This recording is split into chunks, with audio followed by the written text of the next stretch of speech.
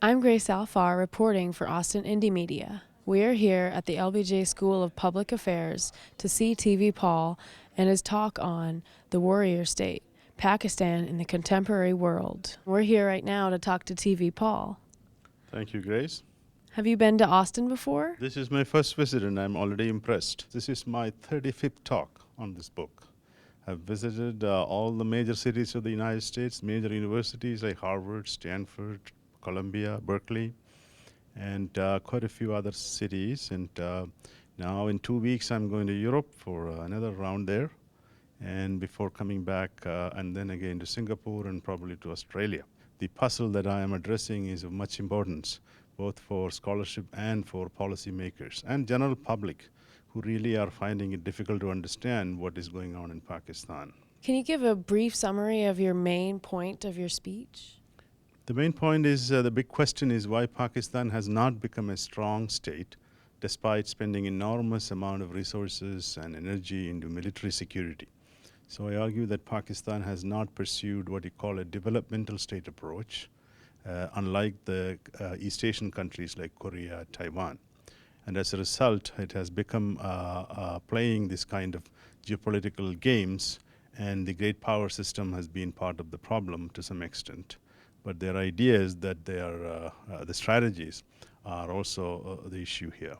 So therefore, I'm doing a kind of historical, a deep analysis of why and how Pakistan has ended up with such a situation, and what can be done to change. So what can be done? Well, the big change has to come in among the Pakistani elite themselves.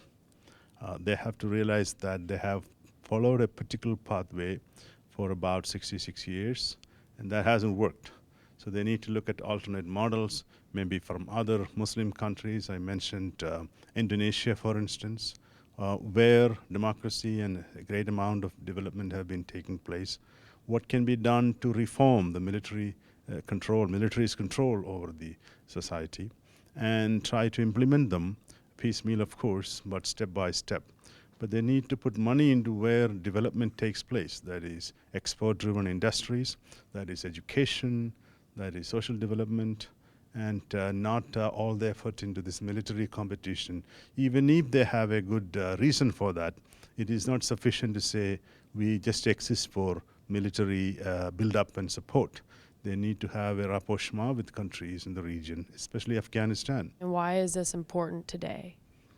So I came across this puzzle over a period of time that nobody has explained why Pakistan has not become a strong state, a secure state. And so it is driven by that intellectual curiosity. At the same time, when I was doing research, I realized that a lot more a scholar can contribute to find the causes, diagnose them, and then hopefully somebody will follow some of these ideas into practice. We need to look at also this problem in a historical sense, which many works don't.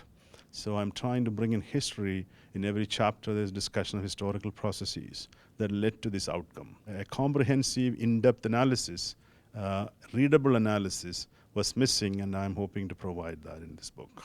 Where can people go to find out more about this topic, about Pakistan, and to learn more about you? I have a webpage called tvpaul.com, and that has got all my publications, some articles, and it's all on Amazon.com and Amazon and Barnes and Nobles, anywhere books are sold. So it is not very difficult to Google it and you'll get it. What interested you in coming to see TV Paul's talk?